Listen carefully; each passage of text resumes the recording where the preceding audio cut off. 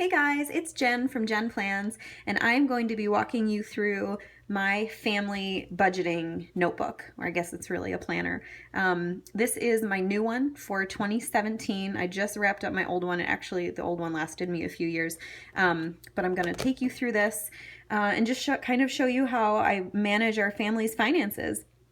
I wanted to start before I get into that, just a word about budgets in general.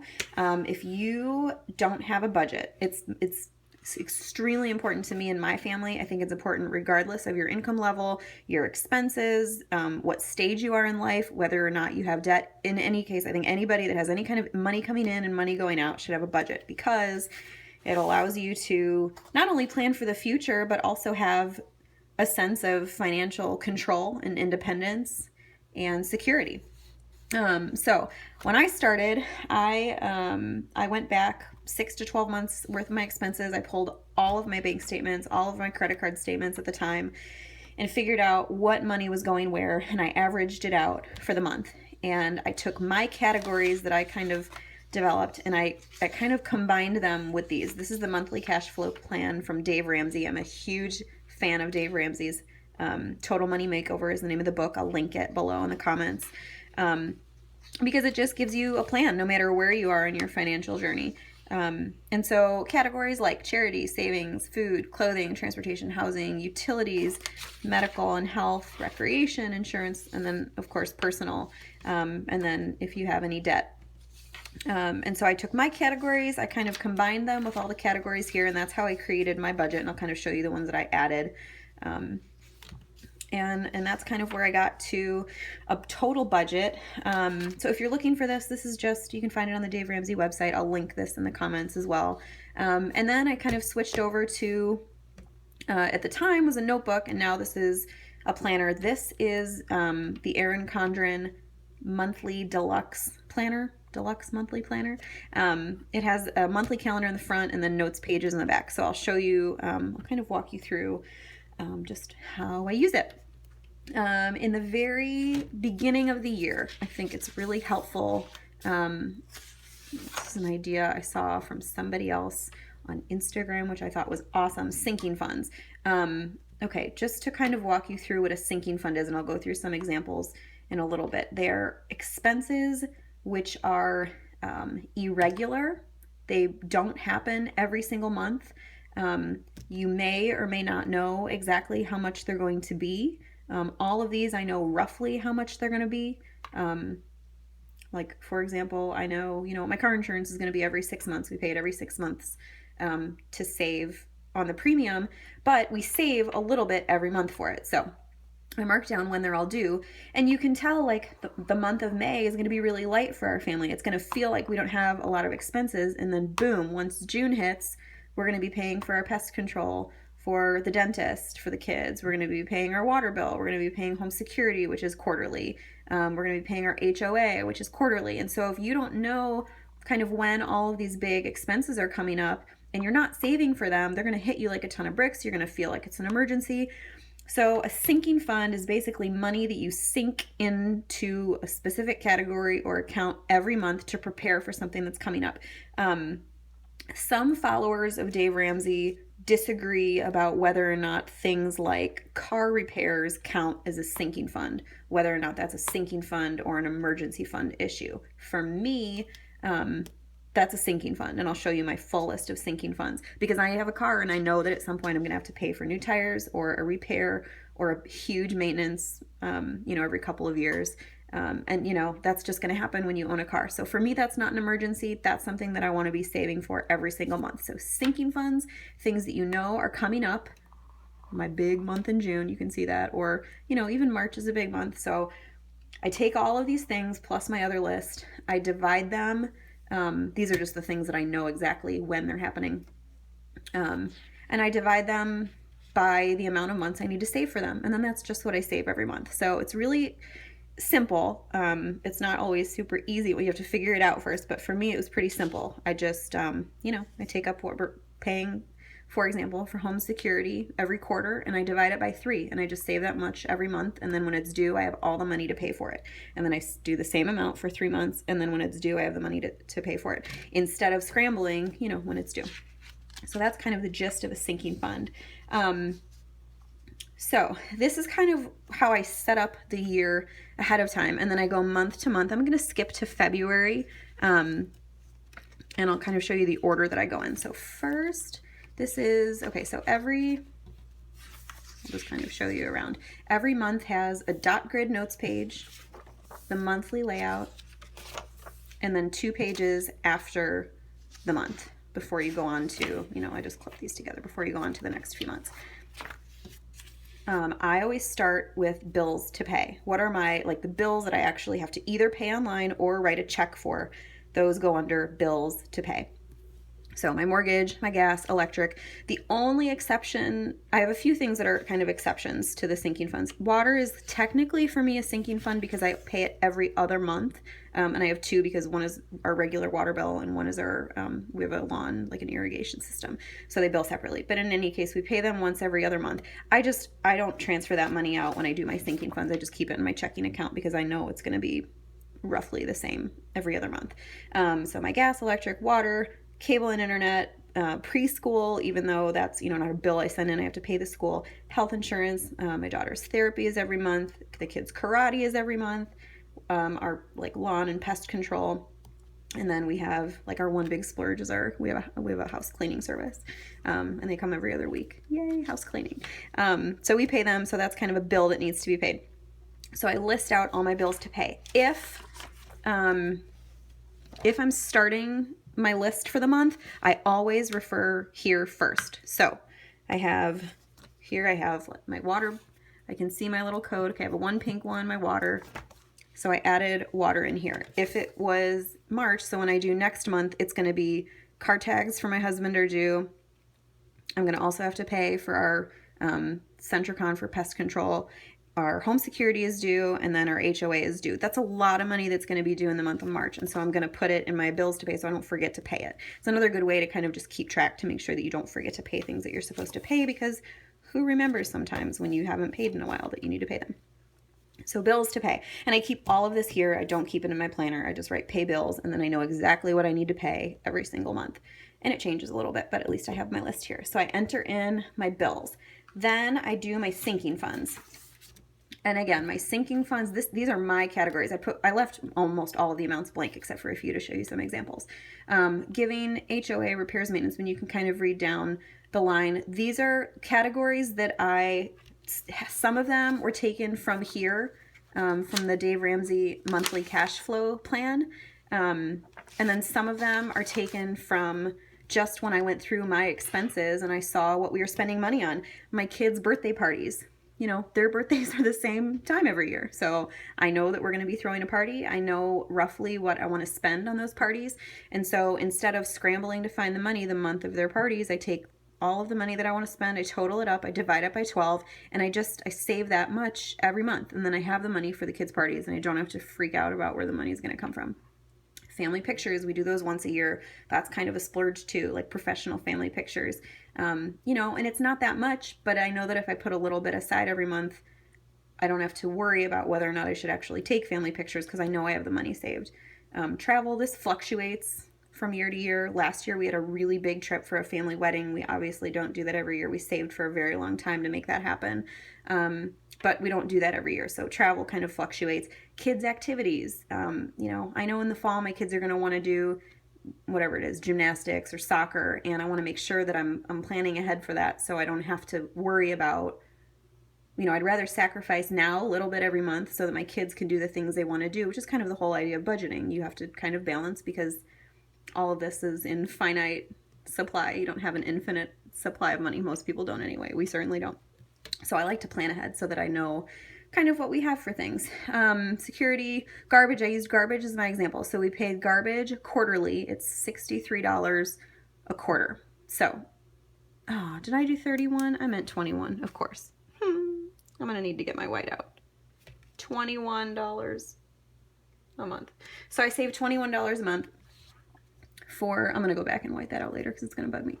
$21 a month for garbage. And then I know at the end of, and I just paid it last month. So we paid it in January. It's not going to be due again until April. So right now for starting, this kind of carries over from the previous month.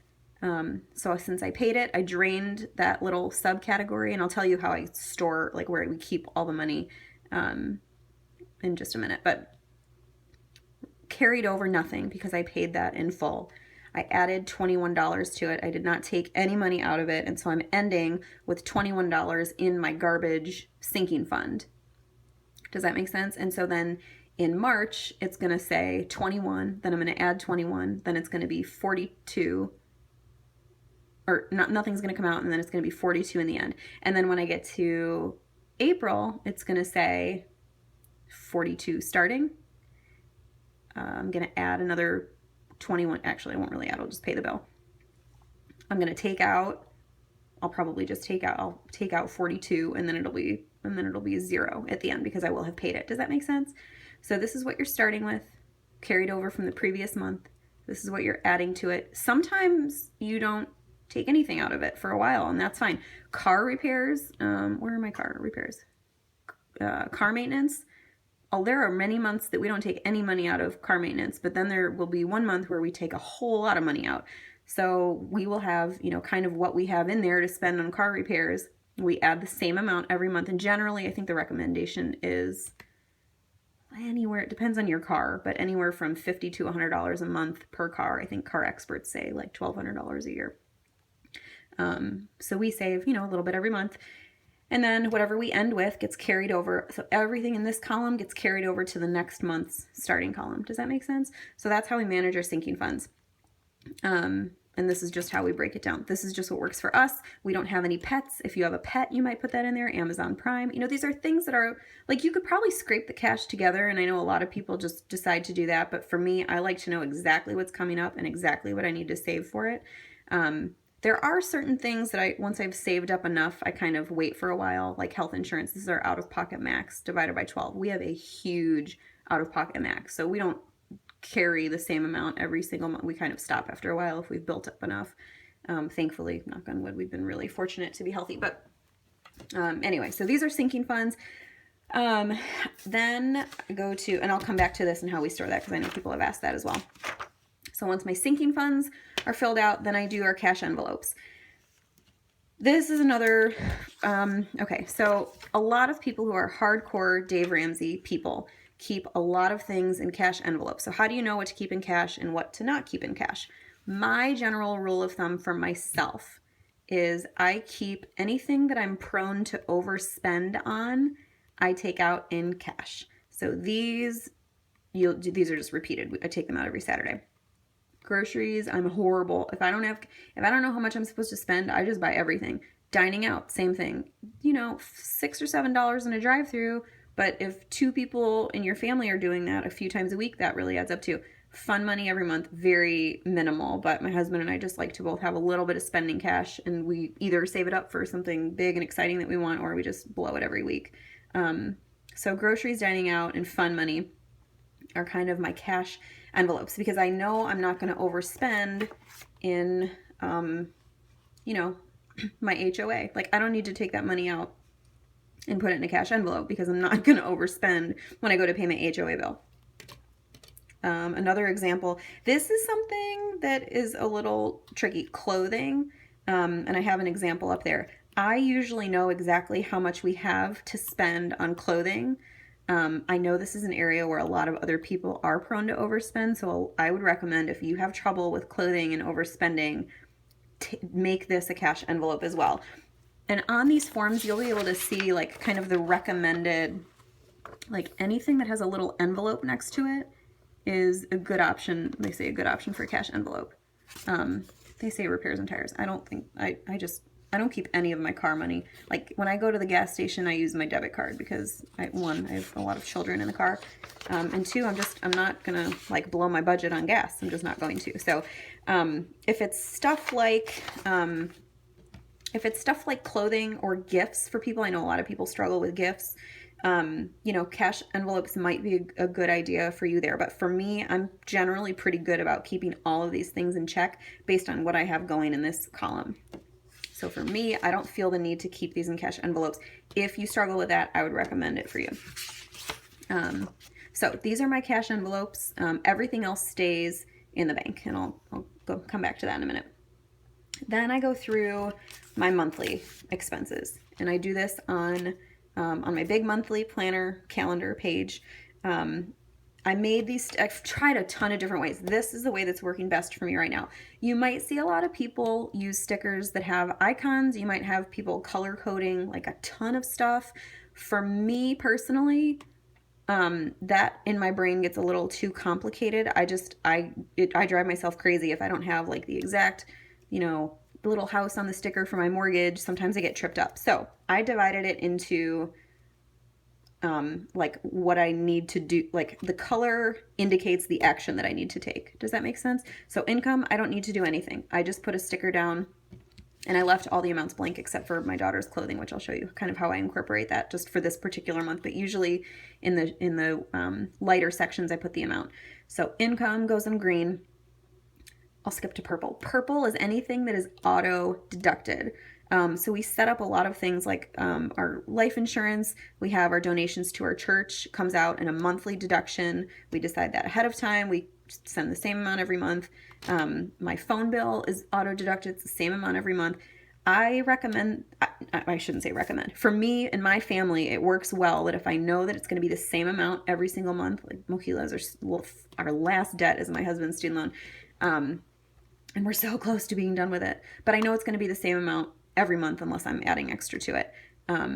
So we have all of these that are in the purple. These are the auto deducted. And then anything in the pink is basically pink and purple is money going out. If it's money going out, it's going on a pink or purple sticker. If it's an auto deduction, it's going on purple. If it's just an expense, just any kind of expense, it's going on the pink sticker. So soccer and gymnastics fall under kids' activities. I don't pay those every month. I pay those like twice a year. The cleaners I know are going to be here on these 2 Wednesdays. This is our health insurance. My kids' preschool tuition, like that's going to be in the beginning of the month. When I take cash out, I mark down how much cash. So this is basically everything that's coming out goes here, and I just will continue to add to it. These are just, I printed these off just for myself. But you can really use any stickers. You don't have to use anything specific. But these are the ones I made for myself. Blue is the baby step that we're on. So, for example, if you're on baby step 1 and this is a Dave Ramsey thing. So baby step 1 is save $1,000 in your emergency fund, which we've fulfilled. But if you're on that step, for me, I would put in the blue anything that's going toward the baby step that I'm on. Green is income. Like I said, purple is an auto deduction. And pink is just any other expense. And then I made myself little check boxes so that I could check it off. So those are my, speaking of stickers, these are the others. These are just the only other 2. I kind of keep it light with the stickers in here. These had the months on them. And then, that's from Erin Condren. And then these are from Krissyanne Designs. These are the transparent dots that you saw in my year at a glance. So these are just my stickers that I use. Nothing fancy.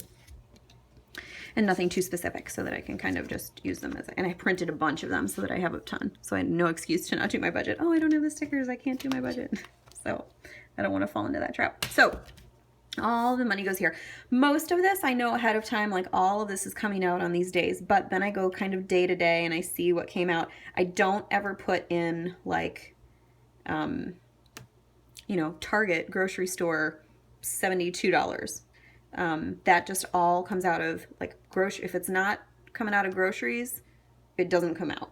So I take cash out, I use it for that. So I don't note every single day what I spend if it's coming out of a cash envelope, because it's coming out of a cash envelope. So I don't need to keep track, because when it's gone, it's gone. So that's how I control my spending for that. And then just the bills, mostly bills. And then things here like soccer, gymnastics we talked about. And then my daughter. So for example, I ordered something online for my daughter. It came out of her clothing sinking fund, which means at the end of the month, I'm going to total up anything that I spent on my kids' clothing, and I'll put it in this category, and I'll kind of show you how I do that on the next page. So this is the very last part. This is like my master outgoing, like this is where everything that's outgoing is going to be listed. So you'll see up here like cash envelopes plus gas for our cars. I'll go here, and then that's a total. And I put little asterisks because those are like the things that I need to add up to get to a subtotal. Anything that's an auto deduction, which I showed you here. So all the purple, I'm going to add all of those up. Those go here. all my bills, everything in this column goes here. So you can kind of see like nothing really gets left out. The bills come out, the sinking funds come out, the cash comes out, and all the auto deductions come out. Then at the very bottom, so I have my subtotal. So this is like pretty much mostly everything that's coming out is going to be in this subtotal. And then anything that I'm going to add up my kids' activities, those are the only two I'll pay for this month. So I'll add up what it cost to register for them for soccer and gymnastics. And I'll put it there. My daughter's clothing goes there. And then I'll go back at the end of the month and I'll kind of drop them in here so that I know what to deduct in this column. And then I'll recalculate the end, and then that'll transfer into the next month. So that's kind of how everything works. And then I total everything up and reconcile it. My husband's, just our family income, really, my income is pretty much the same every month, but it's not enough to cover bills. So my husband's income is variable, which is kind of what we base our budget on. We kind of roughly know like what we know that at least we're going to get enough to cover our bills. So we track his income mostly here, and mine as well. And then at the end of the month, we'll kind of go through and see, depending on what kind of month we had, if we had, kind of what we usually plan on, then everything usually zeroes out. If there's extra at the end of the month, because it's variable, that just goes to whatever baby step we're on. So because we're variable income, it's just a little bit tricky. If you know exactly what you're making every single month and it doesn't change, you should be zeroing out your budget every single month. So I go through, add up anything that's extra, and that's kind of how I know where we are for the month. Going back to the sinking funds, so generally what will happen is we'll get paid, we'll pay any bills that need to be paid, we'll transfer out. So I keep all of these in a separate checking account that's linked to my main checking account, because if you keep it in a savings account, you only get like federally like 6 transfers, I think, before you get charged. And so I don't want to have to worry about transferring money back and forth. I can do it from my phone. It's always instant. There are a few things that I'll keep usually just in my main checking account. Like, for example, I mentioned my water. Like, I'm not going to transfer water back and forth every month, because I know every other month I'm going to pay it. But for things like tag renewal or insurance, none of these are emergency categories. These are just things that I know are going to come up. So I keep those in a separate checking account that I have the ability to transfer to and from. The only other thing I wanted to show you, that's pretty much the overview. It seems, now that I say it out loud, it seems kind of confusing, but it makes a lot of sense to me in my head. List the bills, list all the sinking funds, do my cash envelopes, do my monthly overview, kind of write things out as I go, knowing exactly how much I have to spend in each category, and then total it out and kind of reconcile.